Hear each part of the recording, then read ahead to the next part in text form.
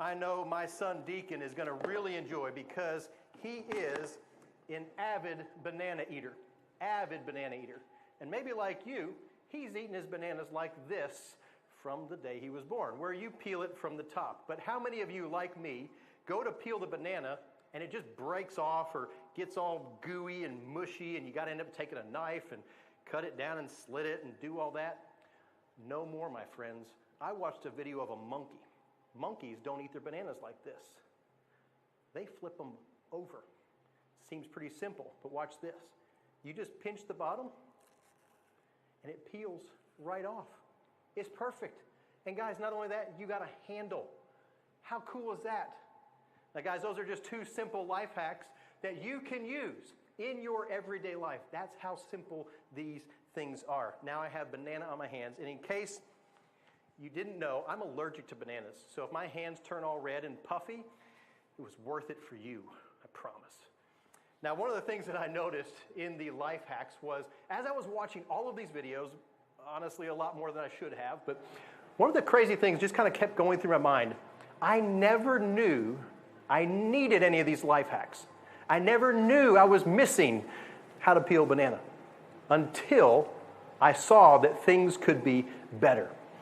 And that's the same area that we want to talk about in our series called Life Hacks. We want to talk about the things in our life that are moving us towards God, towards what is right, true, and best for our lives, ways that we can make simple changes to make our lives better, so we can be more like Jesus every day.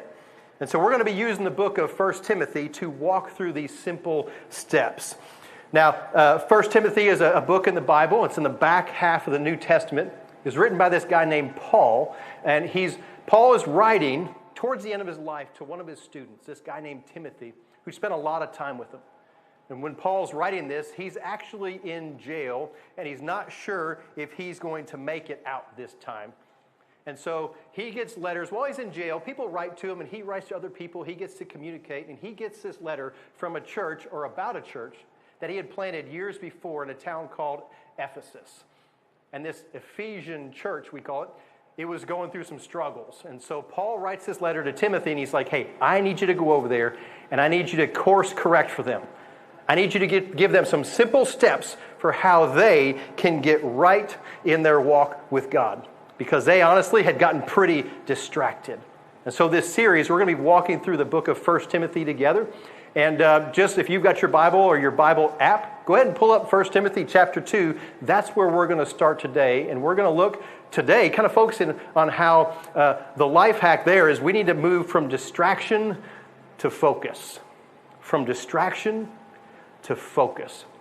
And so we're going to pick up in chapter 2. And I'm not going to read the whole chapter. Part of your homework that you're going to get today is I want you to take some time over this next week, and I want you to read the book of 1 Timothy.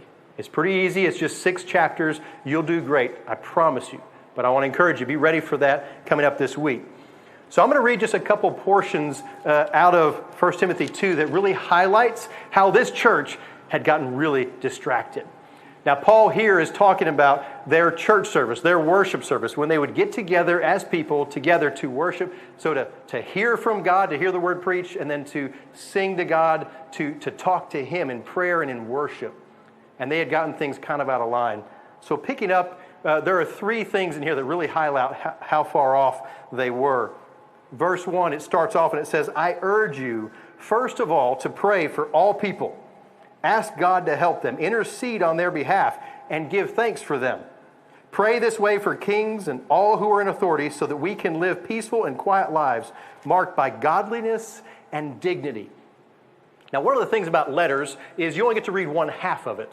So we're only reading Paul's response, but we can see very clearly that what was happening is people were choosing who to pray for and who not to pray for.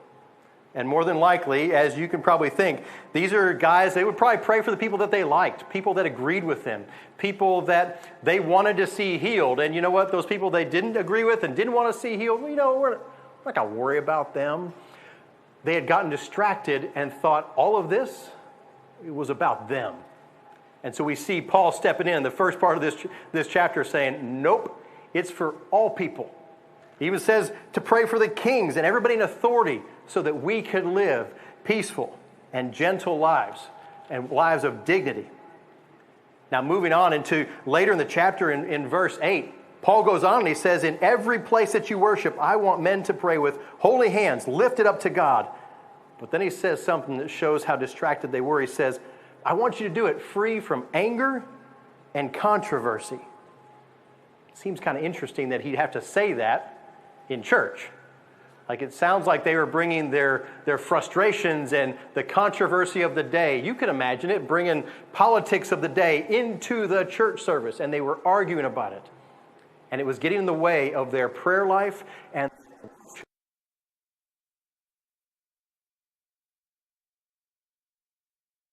Or Spanish. On, and it gets a little harder here as we move on to the chapter. Where am I looking? Check. It says, and I want women to be modest in their appearance. Huh? They should wear decent and appropriate clothing and not draw attention to themselves by the way they fix their hair or by wearing gold or pearls or expensive clothes. I think her vocal is going to have to be way way up. up. Claim to be devoted to God should make themselves attractive. Hello, 1, 2, 3. By Keep the going. good things that they do. Check. Now, it doesn't say in here that you Hello. dress nice and dress appropriate. Check. Hello, 1, 2, 3. Hello, 1, 2, 3. Check. Here what he says very clearly in verse 10. He says, they did it. Check. They did it to draw attention to themselves with what they were wearing. So you think it needs to duck with that sound? Status, wearing gold, wearing pearl. When she talks? Not everybody wore gold and not everybody wore pearl. This was Paul not like telling cut it all the way out. specific women, you've got this distracted. Do you remember how I did that? You're looking at this wrong. You're making this about you. And so the really hard thing, looking at what the Ephesian church was doing in Paul's letter addressed to them, or addressed to Timothy that he was to take to them, you can see that they had really gotten distracted and taken the focus off of worship. And as I was looking at this passage, I really got to seeing how distraction came in time and time again. And it got me thinking. I'm kind of a nerd when it comes to words. I like to know where they come from because, words haven't just always been around. They started somewhere. And so I looked for the word distraction. And it's interesting where it comes from. It's kind of fascinating, but a little weird. It actually comes from a torture term back in the medieval times over in Europe. And it has to do with the torture known as to be drawn and quartered. Now, if you're not familiar with that,